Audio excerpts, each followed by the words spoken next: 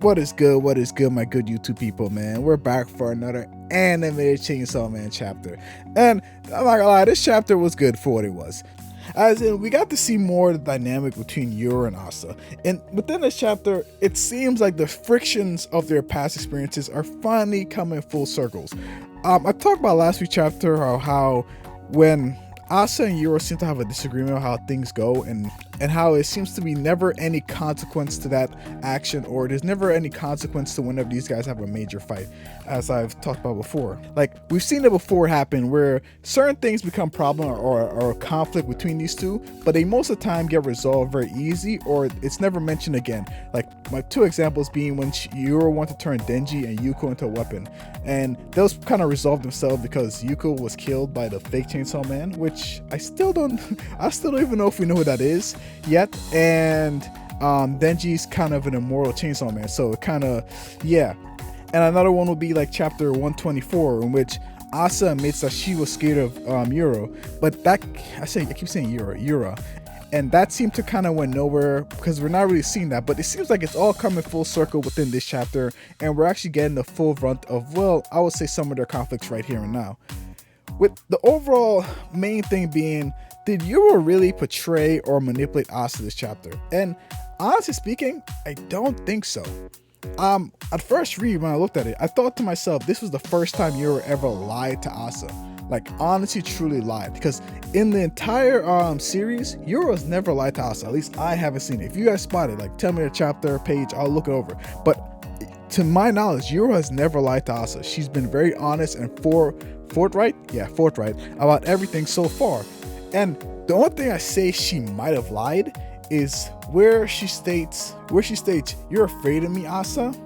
That hurts. Now, this actually might be she might either be lying or sliding the truth a little bit, because many people view this as her manipulating Asa, like playing at her heartstrings so that she can attack Chainsaw Man. But she did say before, I will let go for now. Yoru with Asa always knows when to draw the line with her. Like, even go back to two examples with Yuko. She herself said, we're gonna get to our bridge eventually, but for now, I'm gonna change the subject. Like, Yoru always knows when to push and pull with Asa. It's interesting because she knows eventually she's gonna get her way. At least she's still not gonna let down on it. But for the time being, she's willing to, like, I would say, compromise. She's willing to compromise her position just for Asa's benefit. And I feel like their relationship is, I'm not gonna lie, you can quote me on this, but semi-healthy for, I guess, for a devil and a human, because I feel like Yoru pushes, but she knows the perfect time to pull back, and she never, well, I can't say she never crossed the line. When she sees the opportunity to cross the line, she will. That being with Denji, where she thought she can get Denji to turn him into a weapon, and she automatically did it despite Asa's feelings. But other than that, I don't think she's ever truly tried to cross the line. Like, even within this chapter, when Asa's like begging her, it's like, okay, I think you've done enough, you let go. She herself said, okay, I'll calm down, did it. And she did let go, even when she did the hurt your feelings part, which I'm still 50-50 about if she's really lying or if she's sliding the truth a little bit. She didn't target Denji. She targeted the Asian devil because he was going to steal her kill. So I kind of wonder how their relationship functions as the time being. Like, I like I said, in the past results where they ever have conflict, I feel like there's never any payoff for it. But I feel like this chapter, it kind of shows that there is still something there, which Yoru somewhat has like a best control for the relationship, because Yoru most of the time does dictate the relationship, because Asa just wants a normal life and Yoru wants to push her to, well, kill Chainsaw Man. So it seems like, I feel like the push and pull between the relationship is working just fine, and I don't think Yoru is being, I would say, manipulative, at least, well, to my knowledge, because I feel like she hasn't truly lied to Asa yet. I don't think lying or Yoru's capable of deceit, well, at least to a higher level. This is like the first sign I've ever seen Yoru be successful, and because of her past history, I'm questioning if she's being truly deceptive. But I will concede that it most likely was deception or a form of lie, or she's exaggerating the truth. Yes, I would say that she's exaggerating the truth. But like I said, I don't think she's truly manipulating Asa here, because her target was not Denji, her target was Aging Devil. And little side note about that. When you looked at the attack of the bullet that she fired at the Aging Devil, it oddly looked like a finger, which kind of makes sense because she's shooting this from the Statue of Liberty, and the Statue of Liberty has 10 fingers, so it makes you question, does she have 8 shots left? I'm curious if that'll like play a part like in the next upcoming chapters. And it seems like the Aging Devil is coming after her now, so she better save up them shots. Aging Devil's about to get finger blasted. Yeah.